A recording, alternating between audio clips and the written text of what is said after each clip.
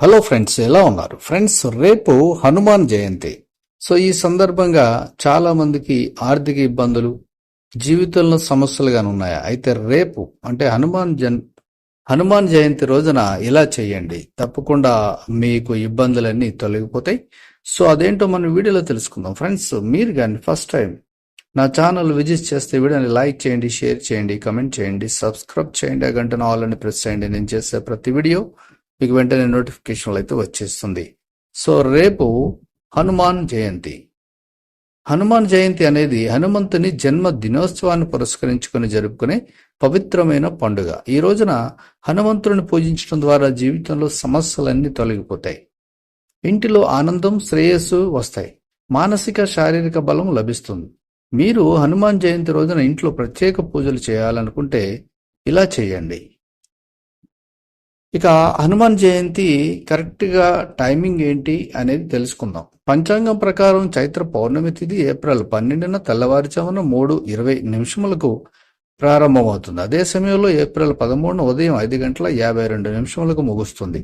అటువంటి పరిస్థితుల్లో ఏప్రిల్ 12న హనుమంత్ జయంతి అయితే జరుపుకుంటున్నారు. ఇక హనుమాన్ జయంతి పూజ చెయ్యడం. హనుమాన్ జయంతి రోజున హనుమాన్ జయంతి రోజున ఇలాగాని పూజ చేస్తే మీకున్న అన్ని కూడా తొలగిపోతే ఆ పూజా విధానం ఏంటో చూద్దాం. హనుమంత్ జయంతి రోజున బ్రహ్మముహూర్తంలో మేల్కొనడం శుభప్రదంగా ఉంటుంది. ఎరుపు లేదా నారింజ రంగులో ఉన్న శుభ్రమైన దుస్తులు ధరించాలి. ఇంట్లో పూజ చేయాలనుకుంటే ముందుగా పూజ చేసే ప్రాంతంలో గంగా జలంతో శుద్ధి చేయాలి. తర్వాత ఒక పీఠం ఏర్పాటు చేసి దాని మీద ఎర్రటి గుడ్డను పరిచి హనుమంతుని విగ్రహం లేదా చిత్రపటాన్ని ప్రతిష్ఠించాలి. అలాగే సీతారాముల చిత్రపటాన్ని కూడా ఉంచుకోవాలి. సింధూరం, మల్లె నూనె, ఎర్రటి పువ్వులు, పూలమాల, పవిత్ర దారం, కలశం, ధూపం, దీపం, కర్పూరం, కొబ్బరికాయ, బెల్లం, శనగపిండి, లడ్డు లేదా బూందీ, అరటిపండు, డ్రై ఫ్రూట్స్, పంచామృతం, గంగాజలం, తులసి ఆకులు మొదలైనవి పూజ చేసే చోట పెట్టుకోవాలి. హనుమంత్ జయంతి నాడు గంగాజలం, బియ్యం, పువ్వులను చేతిలో పట్టుకుని పూజించడానికి ప్రతిష్ఠ చేయాలి. మనసులో కోరికలను హనుమంతుడి ముందు చెప్పండి. ముందు సీతారాములను పూజించండి. పువ్వులు, నైవేద్యాలు సమర్పించండి. హనుమంతుని విగ్రహాన్ని గంగాజలంతో స్నానం చేయించండి.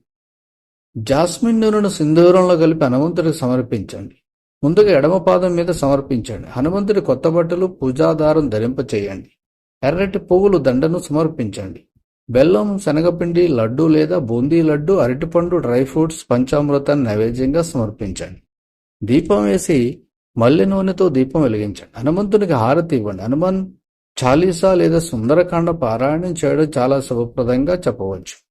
పూజా సమయంలో జరిగిన ఏవైనా తప్పులు జరిగితే క్షమించమని కోరుకోండి. అసలు హనుమాన్ జయంతి ప్రాముఖ్యత ఏంటి? హనుమాన్ జయంతికి మతపరంగా, ఆధ్యాత్మికంగా, సాంస్కృతికంగా చాలా లోతైన ప్రాముఖ్యత ఉంది. ఈ రోజును హనుమంతుడి జన్మదినంగా జరుపుకోవడమే కాదు, హనుమంతుడిని స్మరించినా అన్ని కష్టాలు తొలగిపోతాయి. ఈ రోజు శివుని రుద్ర అవతారంగా పరిగణించబడే హనుమంతుడి జన్మదినంగా భావిస్తారు. చెడుపై మంచి విజయం సాధించడానికి, మతస్థాపన కోసం ఆయన జన్మించాడు. హనుమంతుడు రామునికి భక్తుడు. సీతారాముల పట్ల ఆయనకున్న అచంచలమైన భక్తి, అంకితభావం ఆయన భక్తులకు స్ఫూర్తినిస్తాయి. అందుకే హనుమాన్ జయంతి రోజు భక్తులకు ఆయన భక్తి నుంచి ప్రేరణ పొందే అవకాశాన్ని ఇవ్వబడుతుంది. కాబట్టి హనుమంతుడిని ఇలా పూజించండి. తప్పకుండా మీ జీవితంలో సమస్యలు కానీ, ఆర్థిక ఇబ్బందులు కానీ అన్నీ కూడా పోతాయి. కాబట్టి ప్రయత్నించండి. ఆ హనుమంతుని ఆశీస్సులు మీకు కూడా ఉండాలని కోరుకుంటూ థ్యాంక్ యూ ఫర్ వాచింగ్.